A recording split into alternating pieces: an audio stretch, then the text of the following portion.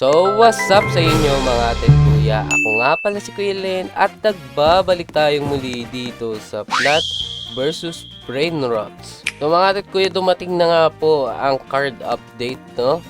Isa lang masasabi ko, no, sa update na to. Ang ganda ng update. Sobrang daming features and sobrang daming nadagdag na pwede nyong pagkabalahan sa update na to. So, hindi kayo maboboard i-grind yung event din, no? Sobrang dali lang talaga and sobrang nakakagana mag-grind ngayon dahil sa mga bagong features na dinagdag nila. So, una natin pag-usapan mga tip kuya is yung bagong rebirth, okay? 6 na po ang max rebirth, okay? Pag tinignan nyo po yung stats ninyo, makikita nyo dito, rebirth 6. So, 6 na po yung max. And sa luck po, ang maximum na po is 17. Okay, 17 times. Dati po, 15. Ngayon, 70 times. Para po tumaas yan, mag-revert lang kayo. Tapos, patayin nyo lang lagi yung boss. Every boss killed is 0.1 po yung na-increase hanggang sa umabot kayo ng times 17. So, another thing na maganda talaga, no? Sobrang ganda na nagdag na yung update mga atit kuya. Pag nagre-revert na po kayo, hindi na po nawawala ang mga brain rots nyo. So, yung mga brain rots nyo po is permanent na. Kapag nag-revert kayo, hindi rin kukuhanin kung ano yung requirement, no? So, dito na lang sila, no? Kaya hindi nyo kailangan gumamit ng alt para mag-transfer, lalo na kung isa lang po yung gadget nyo or wala kayong ibang katulong para makapag-revert. So, ginawa nila to para mas ma-accommodate yung ibang mga one gadget or one device lang yung gamit kasi mahirap nga naman, no? And kung wala ka naman ding masyadong kaibigan or wala ka masyadong mapagkakatiwalaan na paghawakan yung mga brain rot mo, mahirap din po talaga. So magandang update yon and I think sobrang makakatulong yun, especially sa mga bagong players na maglalaro nito. So, sobrang dami na dagdag ngayon mga atit kuya, no? So, makikita nyo, another feature na nilagay nila is meron na po tayong total damage per second per column dito sa, natin, sa garden natin, no? So, para saan ba yan, Kuya Len? Ginagamit po yan para mas ma-identify nyo kung saan po yung weak spot ng garden nyo. Katulad nitong weak spot po ng garden ko is itong part na to. Ibig sabihin, itong part na to is masyadong mababa compare sa other part ng garden ko, no? Kailangan ko i-adjust or palit-palitin yung mga plant para kahit papano tumama siya sa ibang part ng column. Magdikit-dikit man lang yung damage nila para kahit papano pag may nag-spawn or dumaan doon na malakas na brain rot, at least makakaya ko, diba? So, hindi na ako mamamblema kahit saan siya dumaan. So, yun lang yun para at least magkaroon kayo ng idea kung para sa bantong total DPS. Pero hindi naman talaga yun sobrang importante. Ang mahalaga is malagyan nyo pa rin talaga per column nyo ng sapat na brain rots para matapos nyo yung isang wave or kailangan mong dumaan na brain rots. Another thing na nadagdag ng update is may bago na naman tayong flag, which is yung King Limon, no? King Limon or King Limoni. Hindi ko alam kung paano yung pagkakabigdas to, pero ang basa ko is King Limon. Okay? So, wala pa tayo niyan kasi hindi pa siya nag-i-stack and wala akong idea kung gaano siya kalakas. Pero, 450M siya. Hindi naman ganun kamahal. Kasi alam nyo naman na ang daming inispawn, no? Ang daming inispawn ni Jandel na magagandang brain rot. Katulad nitong 67 na upside down. Sobrang OP. And yung 67 na rainbow. Sobrang OP. Yung Bricatoni na rainbow. And meron tayong mga lost Carotitos na may mga mutation. Mamaya tuturo ko sa inyo kung paano ko nakuha yan, okay? So, mga atin ko yung pag-usapan na natin yung pinaka-favorite part ko, which is yung cards, no? Ito yung pinaka-main feature talaga ng update na to, no? Tandaan nyo mga atit kuya, bawat cards po is mayroong iba't ibang rarity, okay? Meron po tayong common, meron tayong rare, meron tayong epic, meron tayong legendary. Wala pa akong nakikitang merong legendary kasi dito lang ata sila nakukuha sa shiny packs. So makikita nyo dito sa pinakagilid na sa point something lahat ng legendary, okay? I mean point something rin naman yung ibang epic, pero etong legendary talaga is parang sila yung the best of the best cards na pwede nyo makuha sa game. So kaya dapat ginagrind nyo po yung daily quest nyo dito, no? Kasi ang reward po dito is bibigyan kayo ng shiny card pack. So meron pa naman ako 10 hours. Madali lang yan mga atit ko, hindi kayo mahihirapan dyan. Ang kailangan nyo lang is pumatay nung specific brain rot na yun, tapos lalapag nyo dito, and then makukuha nyo na yung mga reward na yan. So, isipin nyo, may Tomatillo seed dito, paldong-paldo kayo dito, tapos may shiny base pack pa kayo. So, expect kayo sa future na magkakaroon tayo ng iba't ibang card sets. Siguro magiging similar to sa TCG, kung alam nyo yun, trading card game. Nangongolekta po ako ng Pokemon, so I'm very aware sa mga ganito. Bihasa po ako sa ganyan, sa mga cards. Kaya, nag-expect ako siguro next update, maglabas sila ng bagong card, no? Bagong team. Kunyari, Halloween team, ganun. Yung mga card na ganun. And may mga bagong ability din sila. So far naman mga tikuya, pagdating naman sa mga ability ng cards, medyo mahirap sila i-explain ngayon sa isang video lang. Kasi, yung whole card, kung makikita nyo naman, 49% pa lang ako. So, hindi ko pa alam yung ibang cards, no? Kaya hindi ko pwedeng i-recommend sa inyo anong card lang. Pero pwede ko ipakita sa inyo kung anong meron ako. So far, meron po akong 3 shiny. Ito yung isa ko. Meron ako nung Butter Up na shiny. Then, meron akong Brainrot Blessing na shiny. And meron tayong Tile Trio na shiny.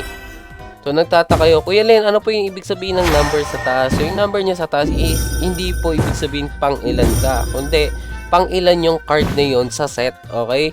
Kumbaga, para mas madali nyo ma-identify, wala pa kasi tayong binder or encyclopedia or index sa larong to para sa cards, okay? Kung pag nagkaroon tayo, makikita nyo yan, bawat slot magkakaroon ng numbering siguro. Tapos, para mas madali nyo ma-identify yung number, yung tutulong sa inyo kung ano yung kulang yung card or kung anong meron kayong card.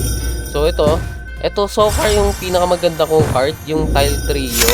Makikita nyo, if 3 plants with the same type are on the same tile, they have a 22% increased damage. So, makikita nyo, kaya po kumpul-kumpul ang Tomatillo ko, nasa isang tile po sila, para magkaroon po sila ng ability nung tile, Chuchu. So, yeah, makikita nyo, parang may effect na lumalabas.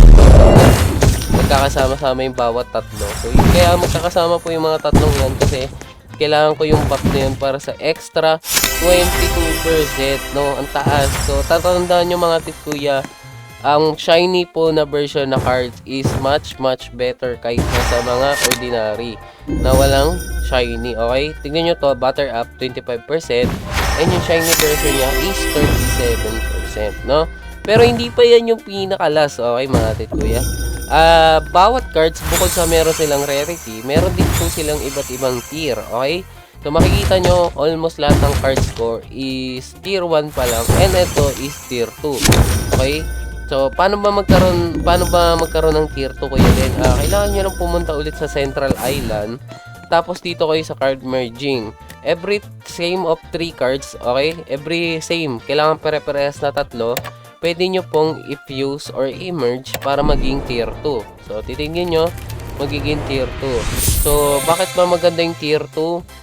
Kita nyo, 10% kanina yung multiplier nito. Ngayon, 20% na. Basically, tumataas or lumalakas yung cards ninyo, no? So, isipin nyo, kung marami kayong copy ng epic or legendary, sobrang broken nito, no? So, kung pay to win kayo, talagang papaldo kayo dito sa update na to. Pero kung free to play kayo, okay lang naman.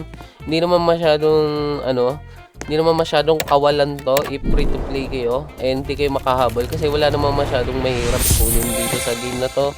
Huwag nyo masyadong problemahin yung pay to win aspect kasi sila is nagpapaunahan lang naman dito sa leaderboard, no? So, kayo problema doon kasi wala naman tayong mabibiling plant na nagkakahalaga ng 7 point QI or something na ganyan katataas. Kaya huwag kayong problema. Basta intindihin nyo, gawin nyo yung daily quest nyo, mangulik kayo ng cards, no? Para meron kayong pang views and yun. Ang kailangan nyo talagang makuha is mga shiny legendary if possible or shiny epic pwede na para makatulong sa inyo, no? So, explain ko lang din sa inyo tong bilisan tong bagong event. Yung bagong event is sobrang dali compared last time, no? Yung last time kasi kailangan nyo kolektahin yung brain rot tas ipapadala nyo pa and ikukulong nyo. Ngayon kasi, mga tekuya, Ang kailangan nyo lang gawin, okay? Ang kailangan nyo lang po gawin is patayin yung brain rot, tapos automatic ng iano nyo, kakusapin nyo lang to, hindi nyo na kailangan kunin. Then, bibigyan kayo ng mga rewards. So, maganda yun dito mga ate at kuya kasi ang dali niya lang, pwede nyo siyang i-FK, di ba? Pwede nyo siya. And may mga potion. Alam ko may card-based pack dito na binibigay. Wala pala akong nakuha. Pero alam ko may mga cards dito. Hindi ko lang alam kung sa dulo is magkakaroon tayo ng libreng shiny card. Pero sobrang dali ng event compare last time. Tsaka mas madali siyang i-grind kasama habang nag-grind kayo doon sa main island nyo. So hindi kayo mahirapan, no? So last thing mga ate kuya, tuturuan ko kayo kung paano ba nakuha itong mga mutated na Lost Mr. Carotitos. Sasabihin ko kagad sa inyo, hindi po sila guaranteed, okay? Nakailang try po ako and marami rin ako naksay ang mga mutated na brain rot para dito. So madali lang yan, pupunta lang ulit kayo ng Central Island. Siyempre dapat meron kayong yung mga kailangan nyo katulad ng carrot, tapos kung sabihin natin tralalitos. Yan, so may gold ako, kunyari ganyan. So kailangan po dito mga atit kuya, yung brain rot, hindi ko alam kung yung brain rot or yung plant, pero lahat kasi ng may mutation ako is yung brain rot kasi mas madali. So ang ginagawa ko lang, ilalagay ko yung carrot, tapos yung brain rot, kailangan po may mutation. Then may mababa kayong chance, okay, mababang chance na ma-adapt ng fuse yung mutation, okay? Hindi po siya guaranteed. Kasi nakailang try din ako bago ko nakuha yung mga yun. Madami lang talagang extrang tinabi that time, kaya makikita nyo meron ako. Pero marami rin akong naaksayang rainbow and neon. Okay, yung sa magma, sinerte lang ako one try. Actually, hindi nga ako sinerte dun sa galactic and upside down. Nasayang lang din. So, hindi po sila guaranteed pag ginawa nyo. Kaya, kung hindi nyo makuha, wag po kayong panghinaan ng loob. Ganun talaga, hindi siya guaranteed, pero worth it naman pag nakuha nyo. Kasi tingnan nyo naman yung mga multiplier nila. Nasa 156, 187, 203, and 240. Alam ko may nakuha akong 400 plus nasa alt ko. So, pag naano ko yung lalagay ko rin dito sa kabila. So, ganun, no? So, yun lang naman lahat ng meron sa bagong update mga atik ko. Actually, hindi ko talaga mako-cover lahat this video, lahat ng bago sa update. Especially yung sa cards kasi wala pa po akong lahat ng cards. And kung tuturuan ko kayo ng meta about sa cards, medyo mahirap kasi hindi ko rin pa alam yung ibang value ng ibang card, okay? Pero isa lang matuturo ko sa inyo kung gusto nyong i-grind yung sa Central Island, yung quest dito, yung defeat brain rots, no? Merong may mga card na nag-i-spawn, increase spawn katulad nitong Rare Collection, etong Epic Collection, tapos meron yung Legendary Collection. Wala ako dito pero sa alt ko meron. Nag-i-increase po sila ng spawn rate ng mga specific brain rot tier, okay? Para mas madali nyong matapos yung doon sa quest or yung doon sa Central Island na event. Kung gusto nyo lang naman, di ba? So, yun lang naman mga tek kuya, no? So, comment nyo nga sa baba if need nyo ng mga secret carrot. Kasi, madami po akong secret carrot ngayon and pwede ko silang ipag-giveaway if ever mag-comment man kayo or may gusto sa inyo. Lahat po to is hindi ko na ginagamit. Okay, ilan to? 2, 4, 6, 8, 10, 20, 26 na ano, Mr. Carrot. So, pwede tayo mamigay 5-5, no? Kada ano, every, or kapag magbubukas na lang ako ng server ko, then pag nag-join kayo, Kuya Pengi po, ng Mr. Carrot, sabihin nyo lang. Bibigyan ko kayo 3, okay? 3 kada isang player, pero kapag nakakuha na kayo, hindi ko na kayo bibigyan. So, gano'n na lang siguro para kahit pa paano mabigyan ko kayo, papamigay ko to kasi hindi ko naman to ginagamit and kompleto na ako sa Lost Tralalitos ko, wala na rin akong pang fuse. So, sa inyo na lang siguro to, no? Kapag Tomatrio naman, hindi ko pa pwede ipamigay yung Tomatrio ko kasi dalawa lang to. And hindi ko pa alam kung kailan darating yung bagong fuse for Tomatrio. Nabangan ko din yon. So, next time na yun kapag may sumobra ulit ako. Meron pa kasi akong mga seed, mga tet kuya. Hindi ko pa natatanim talaga tong mga to kasi nga wala na namang bagong mutation. Ay, oo nga pala. may bagong mutation, yung Ruby, kaso hindi ko nakuha sa alt ko. So, hindi ko na ginalaw dito sa main kasi hindi ko naman nakuha sa alt. Tsaka, nakaayos na yung garden ko. Ayoko nang galawin. So, yun na lang mga kuya, no? Hanggang dito na lang ako. Kita-kita na tayo sa next video. Ingat kayo palagi. God bless po sa inyo. Bye-bye!